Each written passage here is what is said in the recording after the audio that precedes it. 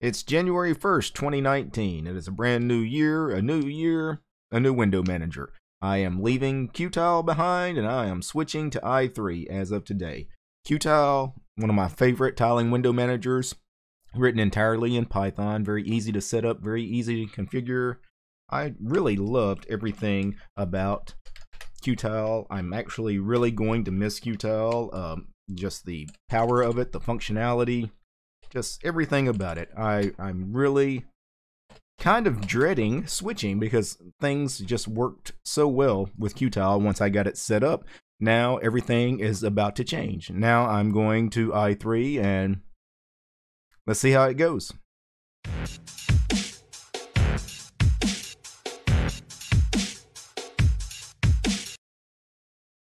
So my switch to i3. Today is day one. I've been playing with i3 for a few hours today. I've actually spent quite a bit of time trying to figure out exactly how i3 works, because to be honest, i3 works really quite a bit differently than other tiling window managers I've lived in the past. Of course, I've spent much of the last year in Qtile. Used Qtile on and off for, I don't know, 5 or 6 years. I've used Xmonad many times in the past, over the last decade or so. I'll live in Xmonad for a few months and then move on to something else, and I often come back to Xmonad. But Xmonad, Qtile, awesome window manager, is another one I'm familiar with. i3 doesn't really function really anything like those tiling window managers, at least, you know, in some respects. So this is a VM. This is how my i3 session started the day. I have it in a VM here for purposes of showing you guys what i3 looked like on my system before I modified it a little bit. This is my VM of the Obscure Window Manager project. Those of you that have been following the channel for some months, I made a video called the Obscure Window Manager project, and this was the i3 edition of that particular series.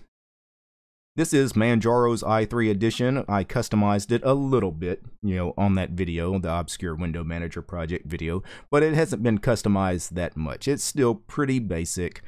The only thing is it's got some conky information on the desktop to help me figure out what some of the shortcuts, the key bindings are. It's got the i3 bar at the bottom of the screen, but it really hasn't been configured too much. It's still a pretty basic i3 configuration. Super enter, I believe, gets me a terminal. So let me super shift C, I think I had set to close, or maybe it's super shift Q. Yeah. So I haven't changed that. I always close my windows with super shift C, so I haven't even changed that, because by default i3 in Manjaro's i3 edition anyway, mod shift Q to kill the window with focus. To show you some of the changes I've made, I need to pull up the default config, at least the one here in Manjaro's i3 edition. So I'm going to open up a file manager. I'm pretty sure PCMan-FM was installed here. It was, and the i3 config lives in a hidden folder in your home directory called .i3.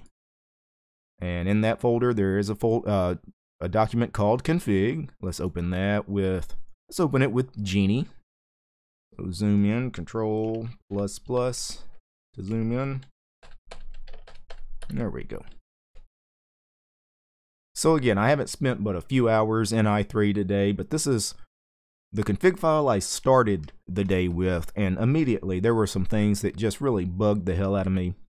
First of all, the mod key. Mod key was set to super. Mod 4 is the super key, the Windows key on the keyboard. That's what I like as a mod key. I like the super key. Some tiling window managers set this thing to mod 1 by default, which is the alt key, your left alt key. But I prefer the super key as my mod key, so that was fine. I changed the fonts. In Manjaro's i3 edition, Nodo Sans 10 was the font here, and I don't care for that. Other things I changed: the terminal emulator. So super enter launches a terminal. So super enter gives us a terminal, and super shift Q to kill that. I did not like termite as the default terminal. Termite's a fine terminal, but these days I use URXVT. So I changed that. Also, kill focus window, mod shift Q to kill a window I'm used to mod shift Q quitting a session, you know, killing the window manager itself, in this case i3. So I changed closing a window to mod shift C. I think that makes much more sense. In Manjaro's i3 edition, mod control M, I guess for media, pulls up the awesome mixer so you can adjust sound levels and things like that. That's fine, but you know, I would prefer pulse audio volume control, PAVU control, or if I was going to do it in a terminal application, NCPA mixer, which is a kind of a clone of pulse audio volume control. It's just, you know, Ncurse's terminal based application. So I changed that.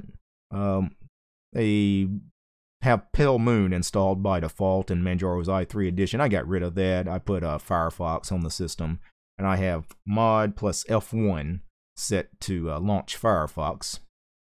Now, some of the things that immediately really bug me about the default settings of i3.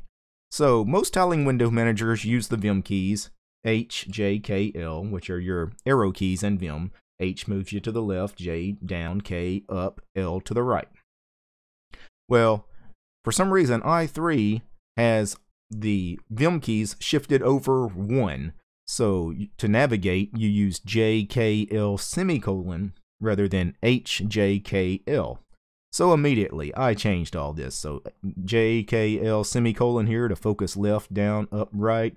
I immediately shifted all this over to the correct spots, H, J, K, and L. I think probably most people that are familiar with Vim and familiar with other tiling window managers that are used to HJKL functioning a certain way are going to do that, because it will bug the hell out of you when you start pressing J, you know, to go down, but it doesn't. Instead, J goes to the right because everything is shifted over. So it will really drive you nuts if you don't change that. I don't know why the i3 guys shifted over to JKL semicolon. Well, I know why they do it, because on their website they mention, you know, it makes sense because naturally your hands rest on the home row on JKL semicolon. So, you know, but still, the Vim keys are HJKL. That's what most people are used to. They say, well, it doesn't matter. You know, the creator of Vim picked HJKL in a kind of an arbitrary sort of way. It really didn't make sense why he did it. We're going to move it to JKL semicolon. Well, you can move it to HJKL semicolon i3 devs, but guess what?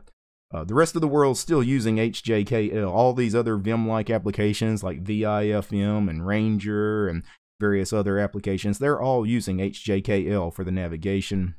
So you're really kind of bucking the trend, and you're really probably just ticking people off. So I changed all these. Every time I see JKL semicolon, I changed it to HJKL, and there's several instances of that here in the config file. And some other things I changed. The workspaces were all numbered, workspace 1 through 8, numbered 1 through 8. I gave them the same names I had in Qtile. I had a workspace named Dev, one called Web, one called Sys, Media. I think I had one called VBox for VirtualBox, etc., etc. So I changed all these to names instead of just 1 through 8. And pretty much, other than that, I did not like the default bar. So let me get to right here. So start the i3 bar. The i3 bar is this bar down here. Initially, I wanted to stick with the default bar, the i3 bar, because that's usually what I do in all the tiling window managers. If they have a bar, a panel by default, like Awesome comes with a really nice panel with Awesome. It's built in and it's great. I would never change the panel in Awesome. Same thing with Qtile. Comes with a panel built in, right? And it's really fantastic, the panel in Qtile. Would never swap that thing out. The i3 panel, to be honest, is not that great. It's a little bit lacking. First of all, let's change the position to the top. This is the first thing I did on my physical machine. Then we need to restart i3. And, oh, we've got some errors. Show errors.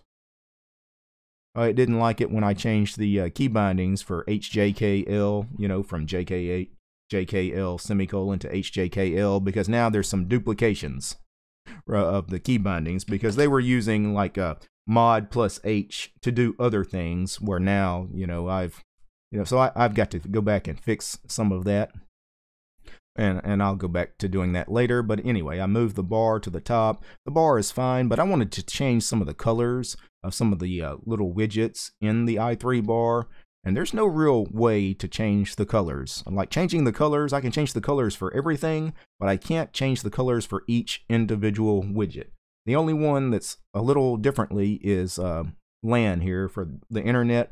And that's because, I guess, just the way that thing is built.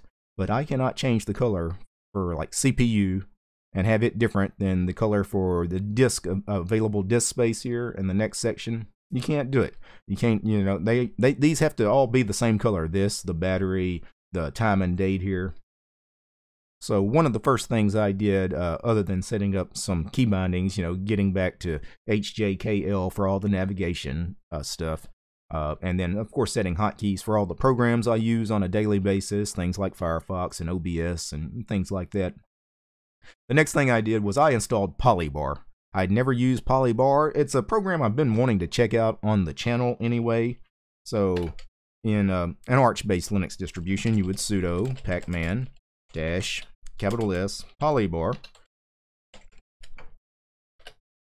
And by the way, because I changed the config file from termite to urxvt, you can see that the terminal is a bit different than it was the first time I opened it. It also doesn't look like the power line, the bash power line is working here in urxvt. Anyway, we can't install Polybar here. This VM is a little old, so the repos are not synced. But anyway, you guys see how to get Polybar on a Arch-based Linux distribution. If you're running Debian or Ubuntu or Debian or Ubuntu-based Linux distribution, you would sudo apt install Polybar. Anyway, this was a VM just to show you kind of how my version of i3 started the day. Oh, I can't kill these windows. So Super Shift Q should kill them, but they do not. Oh well, I do have this menu system up here that still should work. Yeah, don't save. Getting some crazy stuff going on in the VM. Anyway, I'm gonna kill the VM here and show you my real desktop now. So this is my current i3. I swapped out the bar with, I didn't like the i3 bar, so I swapped it out with Polybar. It looks nice. Of course, it wasn't that i3, the default i3 bar looked bad. I really don't care about looks. It's more functionality, really. The fact that I didn't have much control over changing font colors and things like that with the i3 bar. Polybar is much more configurable, so that's why I swapped i3 bar out for Polybar. Let me open up my current i3 config. This is what I've been working on today. So I'm going to open this up in Vim. I'm going to zoom in a little bit so you guys can see kind of what's going on.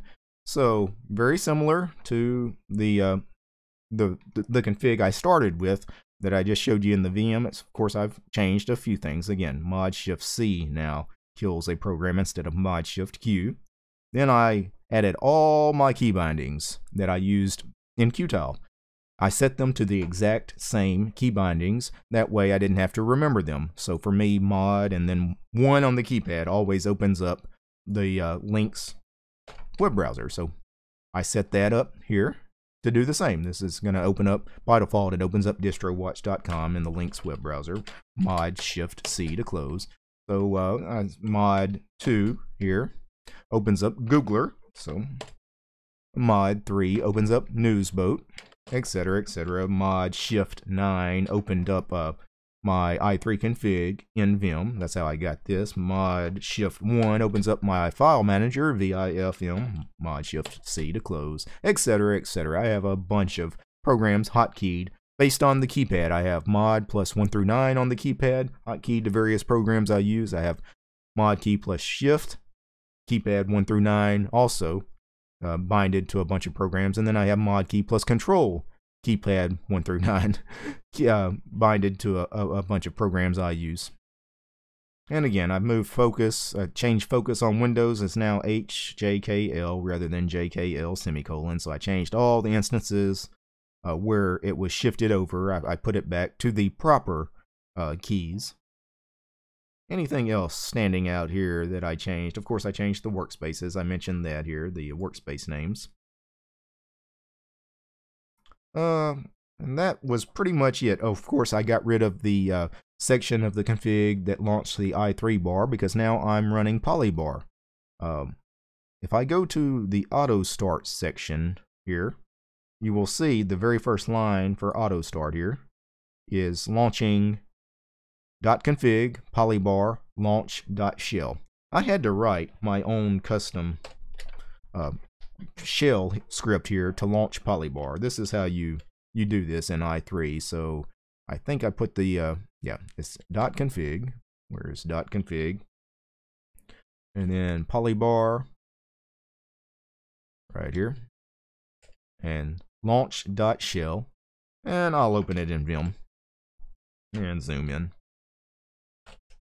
This is the script that launches polybar. Basically, because I use multi-monitors, this particular script basically uses XR and R to figure out my monitors, how many monitors I'm using, the screen resolution, and it launches polybar on each of my 3 monitors. This script, it does all that. This script, and then that line for auto starting, this script takes care of all that. So that is how I got polybar up and running pretty fast. By the way, this polybar is not my configuration. This is actually the sample configuration for polybar. Polybar, they have an example file, and this is the example polybar. I haven't modified it really in any way other than I think I changed the background color. Other than that, the default widgets that came in the script, everything is exactly as it came out of the box. One thing that I've got to get used to with i3 is, say I'm used to using things like Xmonad and Qtile and Awesome, which have pre-built layouts, right? They have pre-built window layouts, and I can cycle through them. So I have a layout pretty much like this layout, where it splits the screen in 2, and maybe it has a stacking layout where every new window I open opens on one of the 2 stacks that are open. And then with super spacebar or super tab, I switch to a new layout, which is maybe full screen, where every window is full screen and it's up in center, and you cycle through them with the Vim keys. And, super spacebar, gets me to the next layout, which might be a floating layout, etc., etc.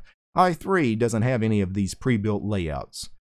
It always opens, the first program opens full screen, then the second one splits the screen, and then from here you have to manually decide how you want to split the screen. So in my case, Super Z is going to split horizontally right here, and now when I open a new window, you see how it split this into 2 horizontal splits.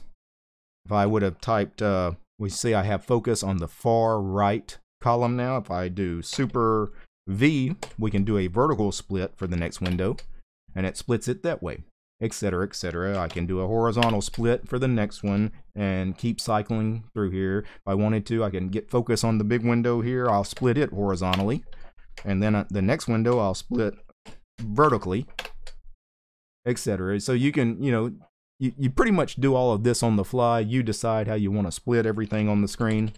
And let me close all this out. I'm used to having layouts that are already pre-built. I don't have to worry about exactly where the windows are going to appear on the screen. It's already defined for me.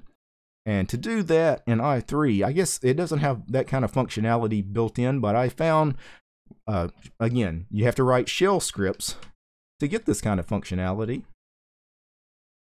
So let me open up Firefox. i3, according to their documentation, they do have a way where you can, open your windows in a certain way and then save that layout. And then make a shell script that always calls that layout later. And it involves a command i3-save-tree, which didn't work out of the box for me. It required a couple of different packages that were not installed by default on Manjaro. I think that there were a couple of Perl libraries for the Perl programming language. But anyway, I actually tried to use this a little bit, and this is confusing.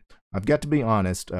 Creating your layouts and then saving them with this i3 save tree thing, I found really confusing. But I found somebody that made a much better way of saving these layouts. Let me show you the GitHub page for this program I found today.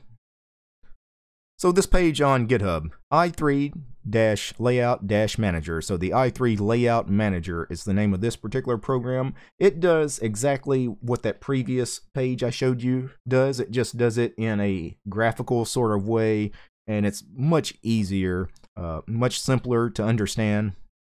It's basically a GUI. So you set up the windows the way you want. So I'm going to go ahead and create a layout. So I'm going to create, how about a vertical split here, and then I'm going to put the web browser. Oh, that's not where I wanted it. Kind of fumbling around here again. I don't know i3 that well. Just spent a few hours, but maybe I want this layout, right? All I need to do is run the following command. Let me ls. I'm not exactly sure where I put this program. I put it in the home directory, I remember now. So cd back into home, i3 layout manager. I see the folder now. So cd into i3-layout manager, and then run this script. So dot, let's see, well, let's ls so I can get the name, layout manager dot shell. Okay.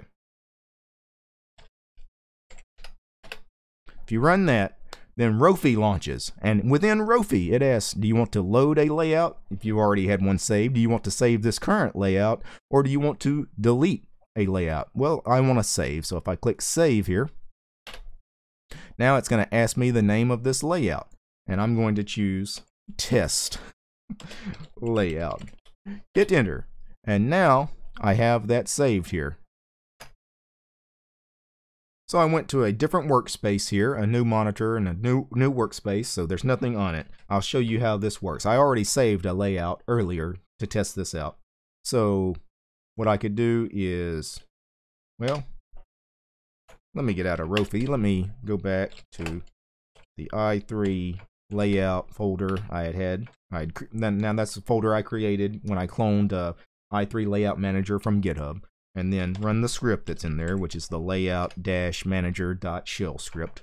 Run that. Rofi launches. I choose load layout here, not load payout, load layout. And the one I created earlier was one I called browser view. And when I hit that, this is my saved layout. I had Firefox in here, so if I launch Firefox, it'll put it there. I had another terminal down here at the bottom.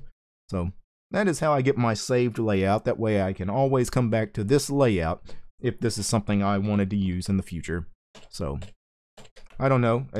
I think this is going to help me out. I kind of like i3 Layout Manager. It's a really neat program. You have to have Rofi installed, but I use Rofi anyway. It required JQ. It had a few dependencies, but I think all of them were installed on my system already. The only ones on your system, if you don't use Rofi, maybe Rofi's not already there. But if you're not using Rofi, you might install Rofi anyway. It's a really nice program. My thoughts after, spending about half a day in i3 is it's going to take a little getting used to. The way it handles multi-monitors, I don't really like. For one thing, the panels at the top, let me get back to workspace 1 here. Well, it's just odd how it doesn't show you all the workspaces. I created 8 workspaces, but the panel will only show you the one you're on, plus the one you just came from, by default anyway. I don't think there's any way to get it to show all 8 workspaces. It didn't do it in i3 bar, it doesn't do it in polybar, so it's not anything to do with the panels itself. This is the way i3 is built. I guess it creates these workspaces on the fly, right? Like I have 3 monitors, so it creates those first 3 workspaces, so those are showing, on the panels on each monitor. But like panels 4 through 5 do not show until I actually switch the monitors to them, and then, I'll get like 5 here on the screen. But by default, they're not created until you actually go to them and put some windows on them and use them. So it's a little different than things like Xmonad and Awesome, where, I'm used to creating 8, 10, 12 workspaces, and all those workspaces will be here in the panel. And when I switch monitors, I can see me switching, between them all here on the panel. It's a little odd.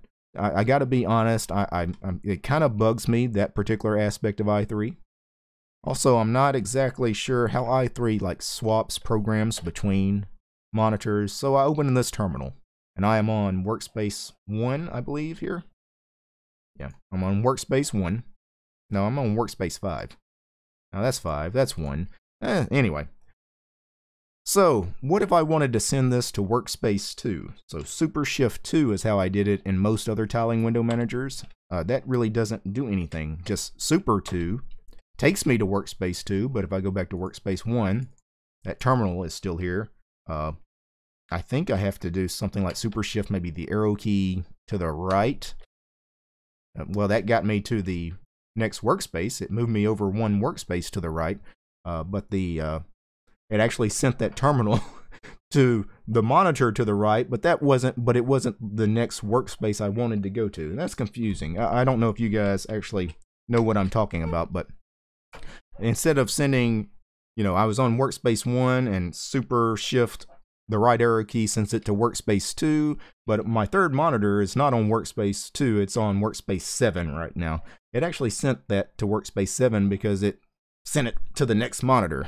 So, I don't know, it's just the way it handles multi-monitors is completely different than what I'm used to. I'm going to have to live in it, right? I'm going to have to get used to it. And the only way to get used to something that is completely foreign to you, and this, trust me, this is completely foreign to the other tiling window managers I'm used to, is I'm just going to have to live in it for a few weeks. If I live in it for a few weeks, I'll kind of figure out exactly what is going on, how it handles multi-monitors and switching windows between the monitors and swapping workspaces. That's another thing that's really weird about this is, if I go back to workspace 5, what if I wanted to send everything on workspace 5 to workspace 2?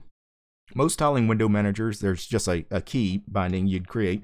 For example, Super Shift 2 would send all of this to workspace 2 and move you to workspace 2 with it, but i3 doesn't swap workspaces like that.